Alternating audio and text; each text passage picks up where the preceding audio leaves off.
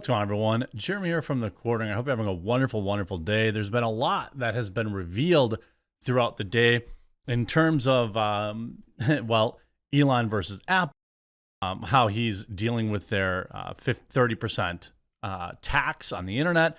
Elon has actually went and met with Tim Cook, the CEO of Apple. We've got new calls from the European Union to try and shut down Google. And we've got moronic politicians like Elizabeth Warren whining and complaining about, quote unquote, one man having too much control. Of course, never said anything when it was Jack Dorsey or when it was Parag Agrawal, or never said anything about Mark Zuckerberg or any of these other people that toe the company line and do the Democratic National Committee's bidding. Quite honestly, social media is just an extension of government and has been. That's why you're seeing such a wild immune response, is that they know that they're losing a little bit of control and they're absolutely freaking out. Let's start with, of course, Elon sticking it to Apple. Elon Musk reportedly delays the launch of Twitter Blue again. Sorry, Dankula. I mean, Giant P. This time to spite Apple. This happened today. Now, interestingly enough, I think that obviously there's a lot there's a lot of good for both companies to work this out. First of all, Apple wants 30%, obviously, of Twitter's Blue revenue. And, you know, Twitter is spending $25 million a quarter in advertising on Twitter that Elon wants. So I think maybe at the end of the day, this is posturing. You see Zoe Schiffer, who's been all over it, who clearly has many sources inside of Twitter. New Twitter is delaying the relaunch of Twitter Blue as it tries to skirt Apple's 30% App Store fees. In the meantime, the company's ad revenue is down 49% or more week over week in key markets. My latest. Now, I don't know how she could possibly know exactly what the ad revenue is. I don't think that, I think that's probably a guess. You see, on Monday morning, a revenue analyst for Twitter in Europe shared some disheartening news. We are seeing significant declines in bookings. The analyst posted in Slack before sharing the numbers. Oh, okay, so maybe these are numbers. Twitter's ad revenue in Europe, the Middle East, and the Middle East is down 15% year over year. Big whoop. It's down more than that on YouTube. And he said weekly bookings are down 49%, according to screenshots shared with Platformer. It was a grim update to an already dire forecast. On October 31st, in a Google Sheet created to track advertisers who had paused their campaigns amidst Elon Musk's chaotic takeover of the company, analysts found that 15.7 million in EMEA revenue was already at risk. That included 12 million in anticipated losses from the United Kingdom and the company's largest market in the region. Well, I would say that I'm not too worried about it. I mean, it's Christmas. I don't know how long these companies are going to be able to not make money for ideological reasons. It just doesn't make a lot of sense, to be honest with you. Of course, you're right. The losses come at a critical point for Twitter, which has been counting on the Black Friday, Cyber Monday, and ongoing World Cup to drive increases in quarterly revenue. It's catastrophic. One former Twitter executive. So I'm not saying that just because they don't work for Twitter anymore, that they can't be trusted or whatever, but I'm just saying, understand the source. And I do understand why certain people are kind of tentative on advertising right now. They want to see how all this plays out. And I do think that if Elon can actually add enough value with Twitter, but I think he's focusing on the wrong thing. He's getting in this pissing match with Apple. He's really just got to focus on adding value. If he can add enough value that, 20 million people are willing to pay $8 a month, suddenly 25 million a quarter doesn't really matter, does it? And it's got to be more than just uploading long form videos, obviously, but it's a start.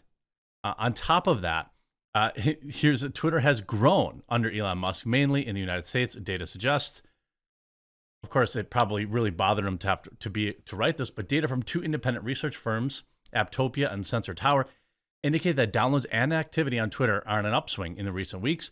Musk bought it and in comparison to last year, appearing to confirm recent boasting from the tech billionaire that has reinvigorated the social media app. But the situation is more complicated than a simple rise in downloads and activity, of course. According to Apptopia, downloads of the U.S. Twitter average about 125,000 a day during a recent 31-day period. I figure that's 23% higher than during previous month and 42% higher than a similar period a year earlier. The growth is slower outside the United States, with 14% growth from a month earlier and 4%. Okay, great. I mean, I think that's good. Essentially, what this means is, people are not really quitting Twitter. You have Jim Carrey and whatever who gives a crap leaving Twitter, but it's not really affecting actual people who use it. Now, of course, the Washington Post, whose sole position is to shill against Elon Musk, writes Twitter needs Apple more than Apple needs Twitter. Well, no kidding. Right now, in the duopoly that exists. But today, Elon met with Tim Cook. And here's why I think this is important. I actually think there's much more at play here than meets the eye. Because if Elon wanted, look at the House of Representatives, look at the Senate, look what's going to happen in the upcoming presidential election. This could be one of those mutually assured destruction type things where, he could say, well, do you want to spend the next 2-3 years? I'll just talk about how, we have this monopoly, a duopoly that we need the government to investigate. We're already seeing a Republican, Governor Ron DeSantis and other senators and Congress people kind of coming out and saying, yeah, we do need to look at this. We have major concerns. Today, Elon revealed, hey, looks like maybe Twitter did put their fingers on the scale of democracy under previous ownership. He starts dropping those kind of receipts. He goes back, he starts dropping the conversations that were had between, I am certain, politicians and Twitter about the president's son's laptop. These are secrets that a lot of people don't want out. And I think that Apple, sure, they don't need Twitter as much as Twitter needs Apple right now. But I think you'd be surprised how quickly an alternative cell phone service could be brought up, how quickly the U.S. government would start looking at antitrust when it comes to Apple. You're talking about tens of billions. You're talking about these antitrust lawsuits. That stuff starts going around. You have a major issue. And especially when you're talking about if Twitter can't really hide behind the dubious reasons why they would be banning, Apple, if they couldn't stand behind these dubious reasons for banning Twitter, this could create a huge issue for them at the government level. And you see, Elon says, thanks, Tim, for taking me around Apple's beautiful headquarters. Now, I don't know if he was actually there or not, but I think it's important that they met, and I think it's noteworthy that they met so quickly. They both need each other, and I don't think that either company wins if they go to war. Now, Tim Cook, I don't know or care where he is politically. I'm not an Apple product person, but again, don't care. Apple's at a time right now, by the way, let's not forget, they've got some issues. Not that long ago, Apple limited a crucial AirDrop function in China just weeks before protests. Interesting. Protests in China have attracted international attention as the greatest challenge to President Winnie the Pooh's premiership and major knock to the Chinese Communist Party's longstanding authority. But their spread within China was partially hobbled by a key change to Apple's AirDrop feature, launched just weeks before the unrest. I'm sure it's just a coincidence. This is because it relies on wireless connections between phones rather than internet connectivity, placing it beyond the scope of the internet content moderators. It uses Bluetooth to form a peer-to-peer Wi-Fi network between the two devices. The tool was widely used during Hong Kong's pro-democracy protests when demonstrators would share messages and protest literature with passersby and visitors from mainland China through the AirDrop open network. The reason that this is important is because they have the Great Firewall. So this is a way for people to actually communicate away from the watchful eye of the government. And what's interesting is the timing of the release is not insignificant. Coming a month after Winnie the Pooh broke precedent and paved the way for his third term as China's leader. The move was met by rare displays of public dissent, a precursor to wider demonstrations last week. Still, while the unrest had been well documented and international press coverage within China has been limited, some argue it could lead to greater crackdowns on dissent by authorities. What's funny is, our press would call these guys poke deniers, right? Terry's and all this kind of word. But because it's in China, they're heroes. I mean, what they are doing, they're literally risking their lives. But I just think it's funny how the press treats those, Chinese people who are protesting against lockdowns different than Americans who protested against lockdowns. This on top of Apple to lose 6 million iPhone Pros. Production losses will affect Apple's most in-demand phones. Workers have fought back against COOF lockdowns fallout. So Apple's got enough going on right now with their stuff in China.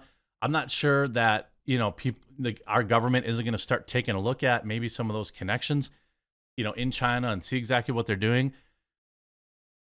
I don't know. You see, Apple could sink Elon Musk's Twitter by yanking it from the App Store, but it would put Apple in jeopardy too. Musk is also shining a light on what Apple decides to moderate in its App Store. So, could Apple actually take Twitter off the App Store? And if it can, would it?